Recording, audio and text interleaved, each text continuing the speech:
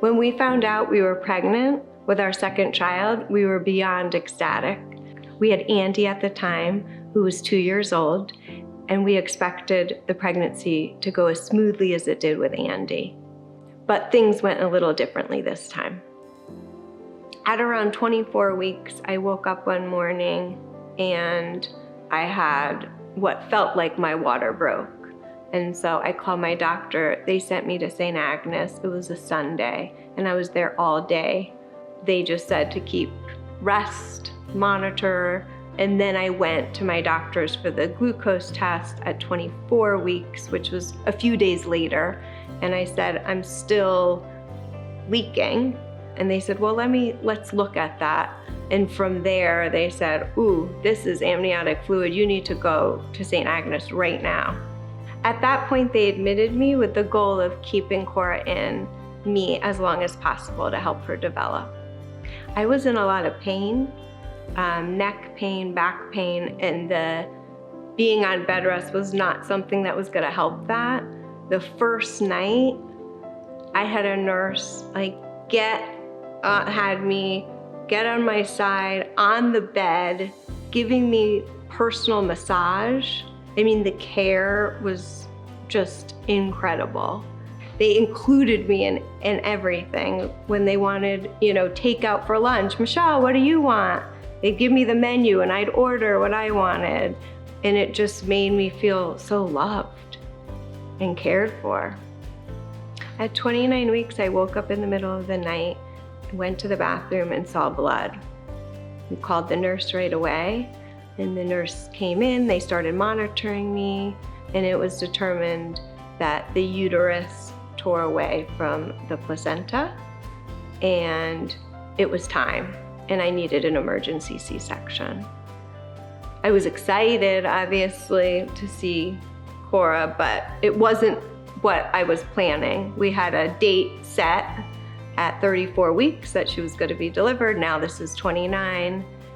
But the nurses that were there for me for those 3.5 weeks, a lot of them were in that OR, and it was like family helping me through one of the most scariest times of my life. She weighed 2 pounds, 12 ounces at birth.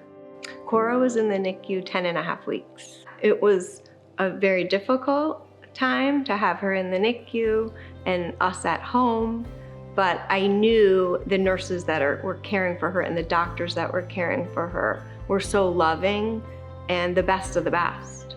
I was surprised when I went into the NICU and she was wearing a little onesie that said, Cora Rose has been freed. We weren't prepared, but it was an incredible feeling to bring her home. For Andy, who was close to 3, it was a question, do I really have a little sister? She hadn't seen her yet. She made a big sign for her. She wore her Free Cora shirt, and I'll never forget her reaction to Cora. She actually had a hard time finding where she was because Cora was so tiny. As Cora was developing, I expected, as the doctors had shared, that she was going to be delayed, but she was amazing. And she honestly, by 2 years old, was exactly where she was supposed to be. St. Agnes followed her really closely. I would take her every few months to a developmental pediatrician, and they were always amazed by her. She loved coloring, she loved painting, she loved swimming. Cora loves to spend time with family. We have a large extended family that we get together with frequently. She loves hanging out with her friends. She goes to sleepaway camp every summer, and she loves playing volleyball. That's her newfound passion. So when I think about St. Agnes today and I look at Cora, I am beyond grateful for what they've done because they've completed our family. What I've been told about being born early in St. Agnes is that they took really good care of me and my mom, and I was healthy after I got sent home. All the photos I've seen, the old photos, and me when I was born and was connected to all those things, It was like really like inspiring because like even if you have like a background like that, you can still be like who you are. So from the beginning, when I was staying at labor and delivery for the 3.5 weeks, and how the nurses and doctors made me feel, I knew that I wanted to give back. Every year, my husband and I have donated to St. Agnes NICU.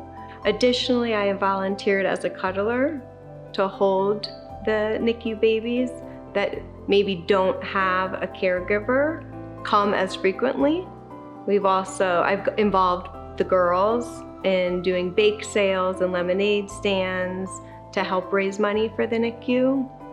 I've chosen to stay connected with St. Agnes because like they did a lot for me, and like if I wasn't there, I don't think I would have been as healthy as I am now. They took really good care of me. My family has decided to give the money that we've raised to the NICU because I was a NICU baby. It's really important for Dave and I that we give to St. Agnes so that others can get the same experience that we have.